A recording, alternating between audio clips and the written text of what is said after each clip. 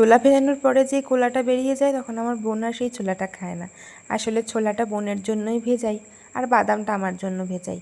ছোলা বাদাম একসাথে ভিজিয়ে দিই আগের দিন রাত্রে, তারপরে আর কি সকালে ওই দুটো বাদাম আর কয়েকটা ছোলা নিয়ে খেয়ে নিই জল খাবার পর। গুড মর্নিং সবাইকে and welcome back to my channel. আশা করি তোমরা সবাই খুব ভালো আছো, আমিও ভালো আছি। তো চলো তোমাদের সবাইকে সাথে নিয়ে আবারও একটি নতুন ভিডিও শুরু করা যাক। এখন বাজছিল ঠিক সকাল 10:30। আমাদের কাছের এঁচড়গুলো খুব একটা বেশি বড় না, খুব একটা ছোটও না, মাঝারি সাইজের এঁচড় হয়েছে। তবে কোনটা যে কাটবো বুঝতে পারছিলাম না। তিনজনের মতন একটা সেরকম সাইজের এঁচড় নিয়ে এসেছি কেটে, আরগুলো না ওর থেকেও ছোট। সেই পয়লা বৈশাখের আগের দিন বাজার করতে গিয়ে 3টে আমলকি কিনে এনেছিলাম। তো এতদিনের সময় হয়নি, আজকে সকালে এই একটা আমলকি রস করে খেলাম। একটু মৌরি, জোয়ান আর জিরে এইভাবে মা ভেজে রাখে, আর তারপরে সেটা সুন্দর করে গুঁড়ো করে কৌটোবন্দি করে রাখে। খাওয়ার আগে তারপরে 1 চামচ জলের সাথে দিয়ে খেলে না একদম গ্যাস হয় না, সেই জন্য মা এটা এখন বানাচ্ছে। এই মাসে রেশনের চালটা এমন দিয়েছে যে রাত্রেবেলা ফ্রিজ যদি ভাত বেশি হয় রেখে দিই, সেই ভাতও নষ্ট হয়ে যাচ্ছে।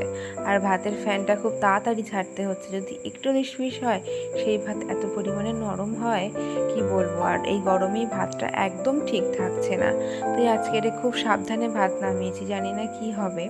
তো ওদিকে মা ওই সবগুলোকে বাটছিল, মুড়ি, জিরে আর জোয়ান। আর এদিকে আমি খাওয়া দাওয়া করতে বসে গেছিলাম। আজকে ওই পান্তা খাচ্ছি, অনেকটা ভাত, কিছু করাও যাবে না কারণ ভাজাও যাবে না, এত পরিমাণে নরম হয়ে গেছে। তো মা সকালে ধুতুল আর ছোট ছোট চিংড়ি দিয়ে তরকারি করেছিল, বোন কলেজে বেরোবে তাই। আর এমনিতেও আজকেরে আমি এঁচড়টা নিজে হাতে কেটে বলেছিলাম মাকে রান্না করব। এঁচড় আমি কখনোই সেভাবে কাটি না, তো ভাবলাম আজকে একটু কাটাটা শিখি, কতটা কঠিন দেখা যাক এঁচড় কাটা। তো ছোট এঁচড় তো বেশি খুব একটা সমস্যা হয়নি আমার, তবে বড় এঁচড় কাটতেও আমি পারবো। আসলে প্রসেসটাই তো একই, এভাবেই আর কি বড় এঁচড়টাও কাটতে হয়।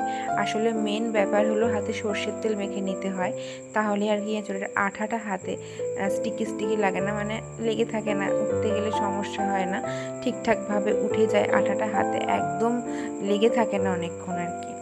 তো এঁচড়টাকে ছোট ছোট করে কেটেছি, খুব একটা বড় এঁচড় না, তো আমার কাটতে বেশি সময় লাগেনি। এই যে জলে একটুখানি নুন, হলুদ আর সর্ষের তেল দিয়ে নিয়েছি, নিয়ে এবার এঁচড়টাকে সেদ্ধ বসিয়ে দিয়েছি। আর এই যে এতগুলো চিংড়ি দেখতে পাচ্ছ, এই ছোট ছোট চিংড়িগুলো কাকু দিয়ে গেছে, যে কাকু আমাদের মাছ দিয়ে যায় সেই কাকু দিয়ে গেছে। অত চিংড়ি তো খাওয়া সম্ভব নয়, ফ্রিজে আর কতদিন বা রাখবো। তো ছোটো ছোটো চিংড়ি যেহেতু, তাই ওই চিংড়ির মাথা শুদ্ধ সব কটাকে ওই বেটে নিলাম। আর এদিকে দেখছি এঁচড়টা আমার সেদ্ধ হয়ে গেছে, নিজে হাতেই এঁচড়টা রান্না করব আজকে। আর এমনিতেও অল্প পরিমাণ এঁচড় হয়েছে, তো তাই আমি রান্না করব বললাম মাকে।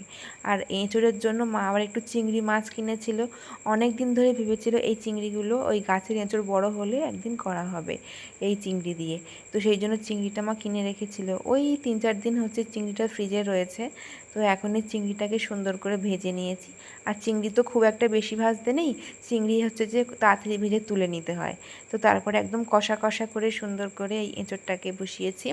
আর মশলা বলতে কিছুই দিইনি আমি, একটুখানি জিরে দিলাম, মানে জিরের গুঁড়ো, মিট মশলা, নুন হলুদ যেমন দেয় দিয়েছি, আর সর্ষের তেল দিয়ে তো বসিয়েছিলাম। আর এই যে চিংড়ি মাছটা দিয়ে নিলাম, ভালো করে কষাচ্ছি। আর এমনিতেও বেশি কষাতে লাগবে না, আমি তো এঁচড়টা সেদ্ধ করে নিয়েছি, আর একটু কেসুরি মেথি দিয়ে নিচ্ছি, একটা ভালো গন্ধ হবে। তো সুন্দর করে কষানোর পর এবার শুধু জল ঢেলে দেব। এমনিতেও আলুটা ভাজা, এঁচড়টা সেদ্ধ, বেশি কষাতেও লাগবে না। আর যত বেশি কষাবো তত বেশি গলে যাবে এঁচড়, সেই জন্য জল দিয়ে একটু ঢেকে নিলাম। এখন এই চিংড়ির বাটাটা দেখছো কতটা হয়েছে। তো এখন এর ভিতরে একটু বেসন, কাঁচা লঙ্কা, পেঁয়াজ একটা বড় দিয়েছি, নুন হলুদ চিনি, ব্যাস একটু মিট মশলা দিয়ে নেব, নিয়ে সুন্দর করে মাখিয়ে নেব। আসলে অনেকটা বড়া হবে, বুঝতেই পারছো দেখে ব্যাটারটা কতটা হয়েছে। আর অতগুলো চিংড়ি সব সময় মানে খাওয়াও যাচ্ছে না, মানে প্রবলেম হচ্ছে, গ্যাসের প্রবলেম হয় ছোট ছোট চিংড়ি খেলে। এঁচড়টা একদম ঝোল করতে বারণ করেছিল মা, সেই জন্য আমি মাখা মাখা করেছি, আর গরম মশলা দিয়ে এবারে এই নামিয়ে নেব।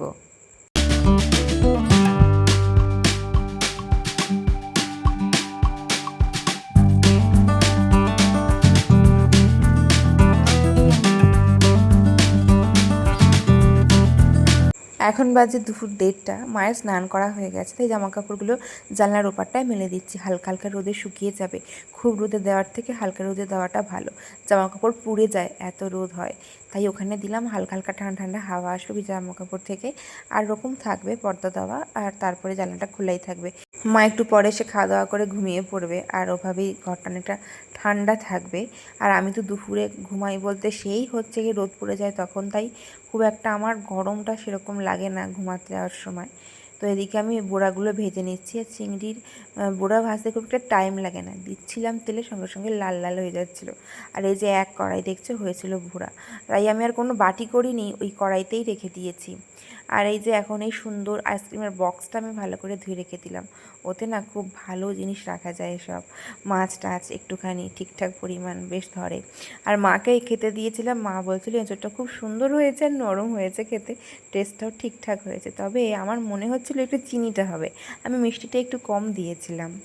আর এই যে এত গরমে আজকে রান্নাবান্না করেছি, মুখের অবস্থা খুব খারাপ হয়ে গেছিলো। আর এই কদিন এত গরম হচ্ছে না, পুরো মুখটা আমার ফেটে গেছিলো, পুরো জ্বালা জ্বালা করে কিছু মাখলে। একটু বেসন মেখেছি আমি আজকের ফেস ওয়াশ হিসেবে, এই বেসন একটু জল দিয়ে মাখলে যে কী কাজে দেয়, অনেক দামি দামি ফেস ওয়াশকে হার মানিয়ে দেয় জানো। এত রোদ জামাকাপড় তো সাথে মেলবই না, বললাম তোমাদেরকে, তাই ঘরেই মেলি। তো আমারগুলো ঘরে দিয়ে নিয়েছি, একটু চুলটা মুছে নেবো, যা অবস্থা এখন চুল শুকাচ্ছে না, স্নান করার পরে যা ভ্যাপসা গরম পড়ছে, তাই ফ্যানের হাওয়াতে যা শুকায় সেইটুকুই। তাছাড়া আমার মোটামুটি সারাদিন চুল ভেজাই থাকে, চুল শুকাতে চায় না, খুব বড় সমস্যা এই গরম পড়লে। তার উপরে আবার তো ঘামে ভিজে থাকে এই চুলের নিচটা সব সময়। এই যে খাওয়া দাওয়া করতে বসে গেছিলাম, এঁচোড় চিংড়ি, চিংড়ি মাছের বড়া, আর এই ধুঁদুল দিয়ে চিংড়ি মাছের যে তরকারি সকালে ছিল ওটাই আর কি খাবো। আর এই যে মায়ের হাতের তোলা ঘি, ওটা দিয়ে ভাবলাম একটু এঁচোড় খাবো। এঁচোড়ে তো ঘি দিই না, কারণ মা ঘি দিলে সেটা খাবে না, সেই জন্য আমি একটু গরম ভাত দিয়ে, মানে একটু একটু গরম ছিল ভাতটা, তো ওটা দিয়ে এঁচোড় দিয়ে খেয়েছিলাম, বেশ ভালো স্বাদ লাগছিল খেতে, ঘিয়ের কি সুন্দর গন্ধ।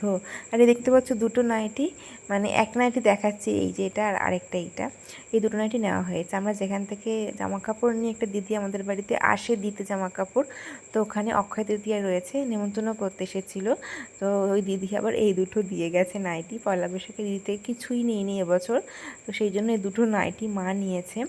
আর এমনিতে ওই নাইটিগুলো খুব ভালো, ফ্রি সাইজ। তো গুড ইভিনিং বন্ধুরা, এখন বাজে সন্ধ্যে 7টা।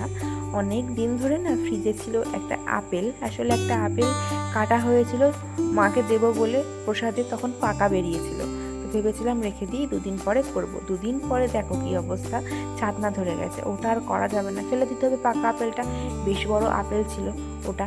তো এখন ভাবলাম আর কি করব, বোন আশা করে বলেছিল আপেল কেক খাবে, সেটা আর বানাতে পারলাম না, এখন এমনি ডিম দিয়ে কেক বানাতে হচ্ছে।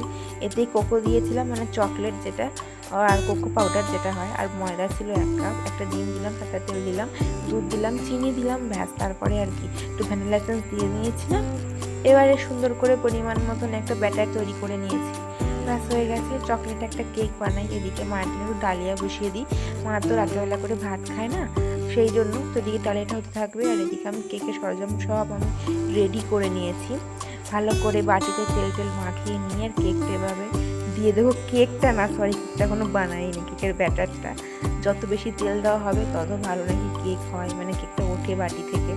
তো আজকে ননস্টিকে করছি, আজকে বলে নয়, আমি ননস্টিকে সবসময় কেক করি, এখন মোটামুটি করতে শিখেছি। প্রথমে একটু জোরে আঁচে দেওয়া ছিল 10 মিনিট, তারপরে আস্তে দিয়ে নিয়েছি।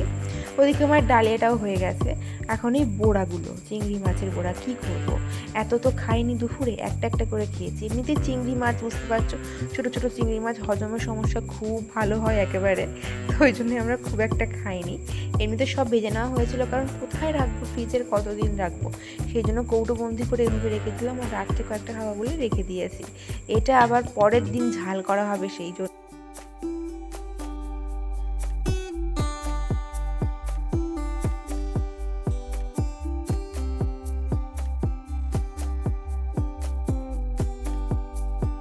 মোটামুটি 20 মিনিটের মধ্যে আমার টুকটাক কাজগুলো সারা হয়ে গেছে, মানে কেকের যে বাসনগুলো পড়েছিল সেগুলো সব দিয়ে পরিষ্কার করে এসেছি। তারপরে দেখছি কেকটা হয়ে গেছে। তবে এই কেকটা ঢালার পরে দেখলাম অর্ধেকটা বাটিতে রয়েছে, অর্ধেকটা থালায় ভেঙে চুরে চুরমার হয়ে গেছে। বাইরে ভালো হাওয়া উঠেছে কালবৈশাখীর, আর সঙ্গে আমার এই কেকের অবস্থা, মানে আমার এই কালবৈশাখী কেক বানানো হলো আর কি সন্ধ্যাবেলায়। কেকের কালারটা দেখেছো কি সুন্দর হয়েছে? আসলে এতে একটুখানি ওই কোকো পাউডারটা বেশি হয়ে গেছে, মানে চকলেট যে পাউডারটা ছিল ওইটা। তো আজকে বোন খেতে চেয়েছিলো বলে অনেক শখ করে বানালাম, হয়ে গেল লাস্টে কালবৈশাখী কেক। তো যাই হোক, যেমনই হোক কেকটা খেতে ভালো লেগেছিলো, বোন বললো। মায়েরও ভালো লেগেছে, হালকা হালকা মিষ্টি হয়েছে। তো এই ছিল আজকের ভিডিও। কেমন লাগলো তোমাদের আজকের ভিডিওটি জানিও।